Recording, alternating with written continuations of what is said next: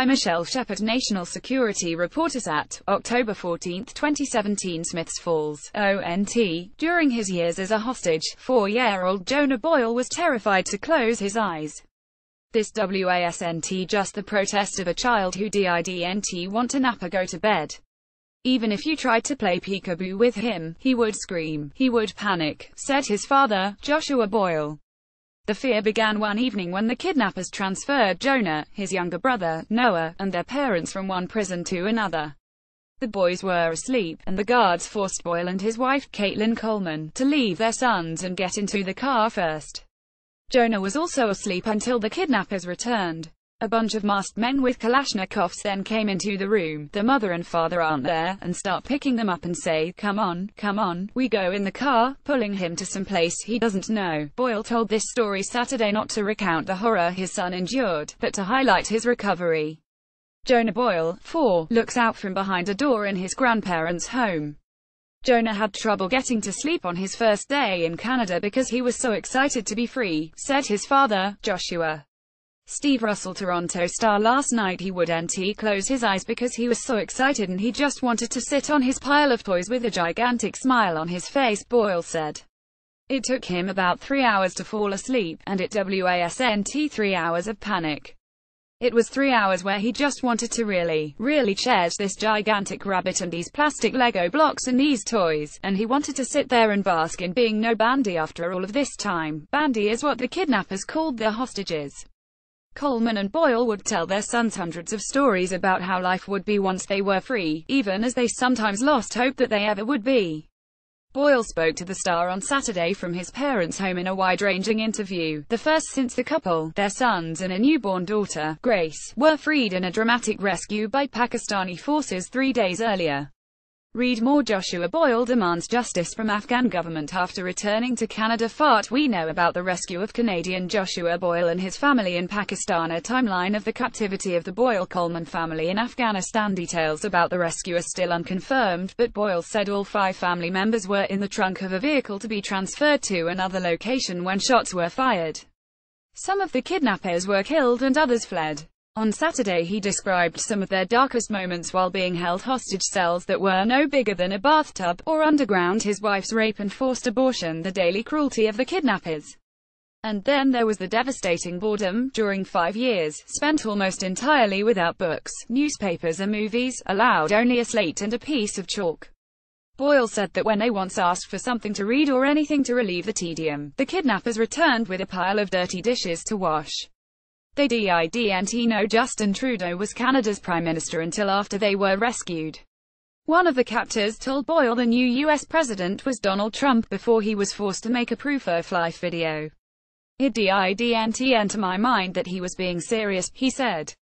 Joshua Boyle and his son, Jonah, play in the garden at his parents' house in Smiths Falls, ONT.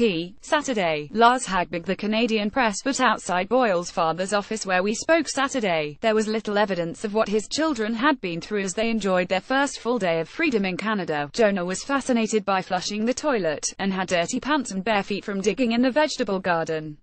Noah, 2, played with wooden trains with his mother and Aunt Heather. Boyle's mother, Linda, found the best position to soothe her months-old granddaughter. Grace was snug against her side, cradled like a football. Candy wrappers littered the floor. Tables were covered by coloring books, bouquets of flowers, a cake from Pakistan's High Commissioner. A welcome home banner hung over the dining room windows. The library looked as though a hurricane of toys and children's clothes had touched down.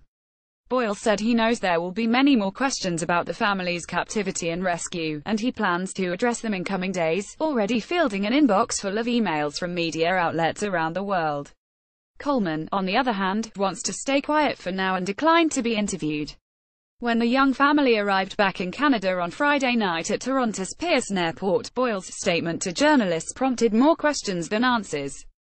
He spoke of the murder of his daughter, Marta Boyle, which some news outlets reported as the killing of a newborn named Margaret.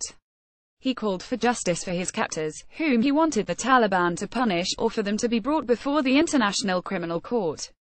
Coleman, 31, and Boyle, 34, were kidnapped in Afghanistan in October 2012 during a backpacking trip through Central Asia. On Friday, Boyle said they traveled to the country as pilgrims to help people in need in a Taliban-controlled region. Patrick and Linda Boyle's home in Smiths Falls, ONT, is finally filled with toys, books, games and the sound of children. The couple welcomed their son Joshua Boyle, his wife Caitlan Coleman and their 3 children, Jonah, Noah and Grace, who were recently rescued from a 5-year hostage nightmare. Steve Russell, Toronto Star. His comment led to speculation about the couple's intent, with some noting Boyle's previous brief marriage to Zainab Khadr, the daughter of Egyptian-born Canadian Ahmed Said Khadr, who had been suspected of financing al-Qaeda before he was killed by Pakistani forces in 2003. Boyle said on Saturday that he had read U.S. media reports that questioned why he and Coleman were in Afghanistan. "I'm a harmless hippie and I do not kill even mice," Boyle said. "I've been vegetarian for 17 years. Anybody who knows me would laugh at the notion that I went with designs on becoming a combatant." When the Haqqani network kidnapped Boyle, Coleman was 5 months pregnant. All 3 of the couple's children were born in captivity, and they kept Coleman's second pregnancy a secret, surprising the captors when Noah was delivered. The Afghanistan-based Haqqani network are skilled kidnappers who often hold hostages for years as they negotiate lucrative financial deals or the release of prisoners. But holding women or children is rare for the group, and among the many attempts to free the family over the years was an appeal to respect Pashtunwali, a sacred code of honor in the region among Pashtuns. "Those who are Haqqani are different," Boyle said Saturday, growing angrier as he spoke of the kidnappers. "These are people who have no relationships in life that are not purely mercenary. They have no real friends, only cohorts. They have no wives, children. Those we met who were not orphans spoke of hating their parents." He said the captors showed no mercy to any of them. Of the 3 children, it is the middle boy, Noah, who appears to be suffering the most from the ordeal. "At least a quarter of his days are spent crying and screaming," Boyle said. Noah Boyle sleeps on a sofa with his aunt, Heather Boyle, close by. Joshua Boyle says he and his wife, Caitlan Coleman, told their sons hundreds of stories about how life would change once they were set free. Steve Russelltoronto star "He's not having a temper tantrum, it's that he saw the color of orange and orange scares him, or that he saw a screwdriver and screwdrivers scare him. Boots scare him," he said. Security and police are stationed outside the Boyle house. When they came to the door Saturday, the toddler panicked.